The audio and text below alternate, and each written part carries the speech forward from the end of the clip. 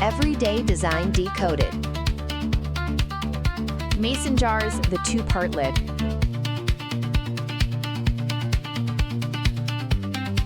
I have a love-hate relationship with mason jars. They look great, sure, but the lids? Why are there so many pieces? You've got the flat metal disc, then the separate threaded ring. Honestly, it feels like bad design. Why not just use a normal one-piece lid like on a pickle jar? It does feel like extra work, doesn't it? But on this episode of Why It Looks Like That, we're looking at why that extra piece is actually a brilliant bit of engineering.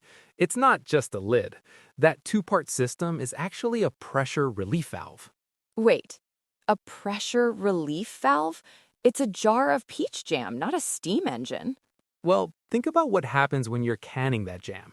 You fill the jar with hot food, put the lid on, and then boil the whole thing, right? Inside that jar, things are getting intense. The air in the headspace is expanding rapidly because of the heat. If that lid were screwed on tight like a pickle jar from the store, that pressure would have nowhere to go. Boom? Maybe not boom, but the glass could crack or the lid could buckle. You need that hot, expanded air to escape. That's what the two pieces do. The threaded ring applies just enough pressure to hold the flat disc in place. But, and this is the key, it's not a permanent lock. It allows the disc to lift up just a tiny microscopic amount. So it's burping? Exactly, it burps. The pressure inside pushes the disc up against the ring's resistance, lets the air escape, and then the disc snaps back down. That is called venting. A one-piece lid couldn't do that reliably without risking a seal failure or an explosion. Okay, that makes sense for the cooking part, but what about when it's done? That is where the magic happens. Once you take the jar out of the water, it starts to cool. The contents shrink, creating a vacuum. Because the air escaped during the burping phase, there's nothing left to fill that space.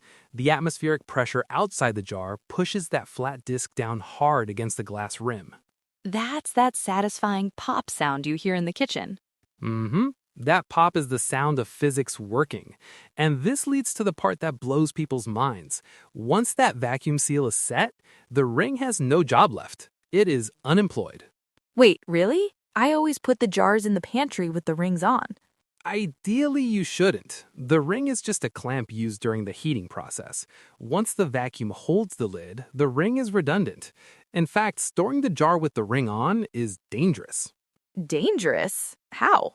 If the food goes bad and starts producing gas, a naked lid will pop loose, alerting you that it's boiled. But if the ring is screwed on tight, it might hold the lid down artificially. You open it, think the CO was good, and eat unsafe food. That is wild. I have been doing it wrong my entire life. So the ring is basically just a tool, like a wrench. Exactly. Use it to set the seal, then take it off and put it in the drawer. Ignite your muse with drops of inspiration. Search Musedrops.